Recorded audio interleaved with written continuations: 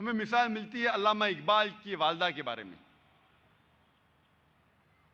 ہم جب کتابیں پڑھتے علامہ اقبال کی زندگی کے بارے میں تو پتہ چلتا ہے کہ علامہ اقبال کے والد ایک ایسا پیشہ کرتے تھے جو ربا سے جڑا تھا، جو سود سے جڑا تھا، اور علامہ اقبال کی والدہ اسے بالکل پسند نہیں کرتی تھی. تو جب علامہ اقبال پیدا ہوئے، علامہ اقبال کی والدہ نے اپنے چھاتی کا دودھ، اپنا دودھ اپنے بیٹے کو نہیں پلایا. وہ چاہتی تھی کہ میرے بیٹے کے جسم میں ایک بوند بھی حرام کمائی نہیں جائے. تو علامہ اقبال کی والدہ نے کیا کیا؟ اپنے زیورات بیچے جو خود کے تھے، الحمدللہ حلال کمائی کے تھے. زیورات کو بیچ کے ایک بکری خریدی اور اس بکری کے دودھ سے پرورش کی علامہ اقبال کی. اور اللہ نے پھر ان کے شوہر کو ہدایت دی اور وہ بھی سیدھے راستے پہ آ گئے. اور پھر اللہ نے ایسا شخص، علامہ اقبال جیسا شخص بنایا. ایسی کئی مثالیں. اور ایک مثال ہے والدہ کی، شیخ عبد القادر جیلانی کی رحمۃ اللہ علیہ.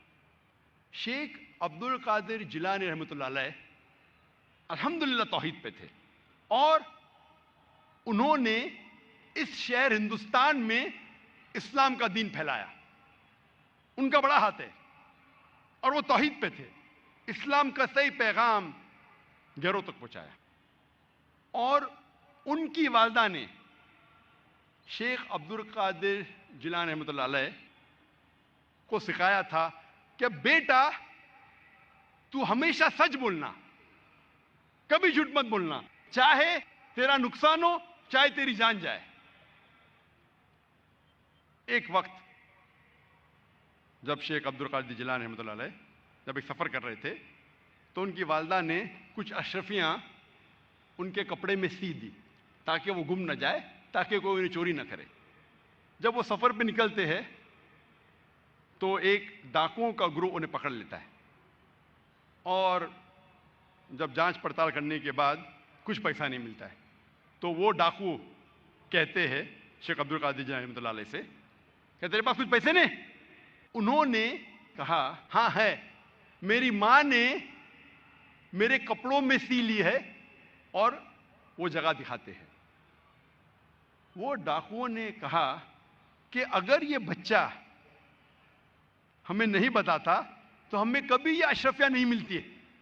وہ اتنے خوش ہوئے اس بچے کے ایمانداری سے اور پوچھا کہ تم نے ہمیں سچ کیوں کہا؟ تو اس نے کہا کہ میری ماں نے مجھے سکھایا ہے کہ کبھی جھوٹ نہیں بولنا، چاہے میری جان جائے. وہ ڈاکو اتنے خوش ہوئے کہ انہوں نے ڈاکہ ڈالنا چھوڑ دیا. ایسے کئی مثال ملتے ہیں. جب تاریخ پڑھتے ہیں ہمیں مثال ملتی ہے تاریخ پڑھنے کے بعد. امام شافعی رحمۃ اللہ علیہ کی والدہ وہ یمنی تھی، اور ان کے والد قریش تھے، اور بچپن میں ہی ان کے والد کا انتقال ہو جاتا ہے. تو ان کی والدہ جدوجہد کرتی ہے اور امام شافعی رحمۃ اللہ علیہ کی پرورش کرتی ہے. اور ان کی خواہش تھی کہ میرا بیٹا علماء کے درمیان اپنا بچپن گزارے، اسی لیے سارا انتظام کرتی ہے اور امام شافعی رحمۃ اللہ علیہ کو مکہ بھیجتی ہے علماء کے درمیان جینے کے لیے. تو بچپن سے امام شافعی رحمۃ اللہ علیہ علماء کے درمیان ان کی پرورش ہوتی ہے. اور اللہ سبحانہ و تعالی ایسے ایک امام کو کھڑا کرتے ہیں، امام شافعی رحمۃ اللہ علیہ. قربانی تھی، پلاننگ تھی ان کی والدہ کی، مستقبل سوچا ان کے والدہ نے. میں اور ایک مثال دوں گا امام بخاری کی رحمۃ اللہ علیہ. امام بخاری کی والدہ کا بڑا ہاتھ ہے امام بخاری کی پرورش کرنے کے لیے رحمۃ اللہ علیہ. امام بخاری رحمۃ اللہ علیہ کی یادداشت بہت بہترین تھی. بہت پختہ تھے، لیکن افسوس کی بات ہے کہ بچپن میں ہی وہ اپنی آنکھ کی روشنی کھو دیتے ہیں۔ آنکھ کی روشنی کھونے کے بعد اس وقت کے سب سے بہترین ڈاکٹر کو دکھانے کے باوجود ان کی آنکھ کی روشنی نہیں آتی۔ اس کے بعد امام بخاری رحمۃ اللہ علیہ کی والدہ روز لگاتار اپنے رب، اپنے خالق اللہ سبحانہ و تعالی سے دعا کرتی ہے کہ میری بیٹی کی روشنی لوٹا دے۔ اس کے بعد کئی عرصوں بعد اللہ سبحانہ و تعالیٰ ان کی والدہ کی دعا سنتے اور ان کی والدہ کے خواب میں آتے ہیں حضرت ابراہیم علیہ السلام، اور حضرت ابراہیم علیہ السلام فرماتے کہ تیرے بیٹے کی روشنی لوٹا دی گئی ہے، اور صبح کو امام بخاری رحمۃ اللہ علیہ وہ پھر سے دیکھ سکتے۔ تو یہ مثال ہے والدہ کی، کس طریقے سے انہوں نے اپنے بچوں کی پرورش کی۔ میں اور ایک مثال دوں گا۔ دو لوگ تھے جو آپس میں بہت محبت کرتے تھے، فاروق اور صالحہ۔ اور فاروق اور صالحہ آپس میں محبت کرتے تھے، انہوں نے شادی کی۔ شادی کے 3 مہینے بعد جہاد کا اعلان ہوتا ہے اور فاروق جاتے ہیں جہاد پر۔ جہاد کے جانے سے پہلے وہ اپنی اہلیہ، اپنی بیوی صالحہ کو 30,000 دینار دیتے ہیں۔ 30,000 دینار ایک یوکے کے آدمی نے کیلکولیٹ کیا اور کہا کہ وہ ہوتے 2 ملین پاؤنڈ۔ 2 ملین پاؤنڈ کو میں تبدیل کروں گا روپیے میں، ہو جاتا ہے 15 کروڑ روپیے۔ وہ دیتے ہیں 30,000 دینار، 2 ملین پاؤنڈ، 15 کروڑ روپیے اپنے اہلیہ کو، اور کہتے ہیں کہ اسے محفوظ رکھو، اسے خرچ مت کرو، میں جہاد کے لیے جا رہا ہوں۔ اور پھر وہ جہاد کے لیے جاتے ہیں اور کہتے ہیں کہ انشاءاللہ میں 3 مہینے میں واپس لوٹوں گا۔ ان کے جانے کے چند مہینے بعد ان کی اہلیہ صالحہ کو ایک بیٹا پیدا ہوتا ہے۔ 1 سال گزرنے کے بعد ان کے شوہر واپس نہیں آتے، 2 سال گزرنے کے بعد واپس نہیں آتے، 2.5 سال بعد ایک شخص آ کے کہتا ہے صالحہ سے کہ میں نے تمہارے شوہر فاروق کو دیکھا کہ وہ گر گئے اور وہ گھائل ہو گئے۔ پھر چند سال گزرتے ہیں، پھر بھی فاروق واپس نہیں آتے۔ تو اس کی اہلیہ سمجھتی ہے کہ میرے شوہر کا انتقال ہو گیا۔ لیکن 30 سال بعد فاروق واپس مدینہ لوٹتے ہیں اور ان کی خواہش تھی کہ میں میری اہلیہ سے ملوں، لیکن وہ بہت پرہیزگار تھے۔ مدینہ میں آنے کے ساتھ سب سے پہلے جاتے مسجد میں نماز پڑھنے کے لیے۔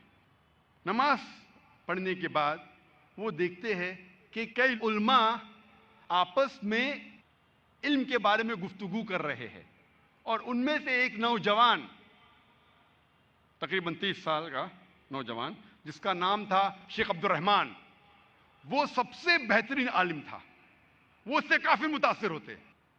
پھر وہ جاتے ہیں اپنے گھر کی طرف۔ جب گھر میں داخل ہوتے ہیں تو اپنی بیوی صالحہ سے ملتے ہیں، وہ دونوں خوشی کے مارے رو پڑتے ہیں۔ اس کے بعد فاروق پوچھتا ہے کہ میرے 30,000 دینار تو محفوظ ہے نا، آپ نے اسے خرچ نہیں کیے؟ تو اس کی اہلیہ پوچھتی ہے آپ گھر آنے کے پہلے مسجد گئے تھے؟ ہاں بالکل صحیح، میں مسجد گیا تھا۔ وہاں آپ نے علماء کو دیکھا؟ ہاں میں دیکھا۔ کیسے؟ بہت اچھے۔ خوشی کی بات ہے کہ اس شہر میں ایسے علماء ہیں۔ تو اس کی اہلیہ اس سے پوچھتی ہے سب سے بہترین عالم آپ کو کون لگے؟ تو فاروق کہتے سب سے بہترین عالم تھے شیخ عبد الرحمن۔ تو اس کی اہلیہ پوچھتی ہے کہ اگر اللہ آپ کو شیخ عبد الرحمن جیسا علم دے تو آپ کتنا خرچہ کر سکتے اس علم کے لیے؟ تو فاروق کہتا ہے یہ سارے 30,000 دینار میں خرچ کر سکتا ہوں ایسا علم حاصل کرنے کے لیے۔ پھر اس کی بیوی پوچھتی ہے کہ اگر آپ کا بیٹا ہو، اسے ایسا عالم بنانے کے لیے آپ کتنا خرچ کریں گے؟ تو فاروق کہتے میں 30,000 دینار سے زیادہ خرچہ کر سکتا ہوں، 15 کروڑ روپے سے زیادہ خرچہ کر سکتا ہوں اپنے بیٹے کو شیخ عبد الرحمن بنانے کے لیے۔ تو اس کی اہلیہ کہتی ہے آپ کے جانے کے بعد مجھے ایک بیٹا پیدا ہوا اور یہ شیخ عبد الرحمن آپ کا بیٹا ہے، اور آپ کے 30,000 دینار میں نے خرچ کیے اس کو عالم بنانے کے لیے۔ آپ سوچ سکتے اس وقت بیٹے کو عالم بنانے کے لیے والدہ خرچہ کرتی ہے 30,000 دینار، 2 ملین پاؤنڈز، 15 کروڑ روپے۔ آج کون سا مسلمان اپنے بیٹے کو عالم بنانے کے لیے 15 کروڑ روپیہ خرچہ کرنے کو تیار ہے؟ ہاں، ڈاکٹر بنانے کے لیے نو پرابلم، ڈونیشن دیں گے، رشوت دیں گے، 10 لاکھ، 15 لاکھ، 20 لاکھ، 50 لاکھ، 1 کروڑ ڈاکٹر۔ امریکہ بھیجنے کے لیے میرا بیٹا امریکہ میں پڑھ رہا ہے، 2 کروڑ خرچہ کریں گے، 3 کروڑ خرچہ کریں گے۔ کیوں؟ بیٹا امریکہ میں پڑھ رہا ہے، سٹیٹس۔ میں یہ جاننا چاہتا ہوں کہ کتنے مسلمان اپنے بیٹے کو عالم بنانے کے لیے 15 کروڑ خرچہ کریں گے؟ گنتی کے آپ کو ملیں گے انگلیوں پہ، ہے الحمدللہ۔ آج بھی ہمارے معاشرے میں ایسے مسلمان ہیں، لیکن بہت کم، انگلیوں پہ گن سکتے، بہت کم، لیکن ہے الحمدللہ۔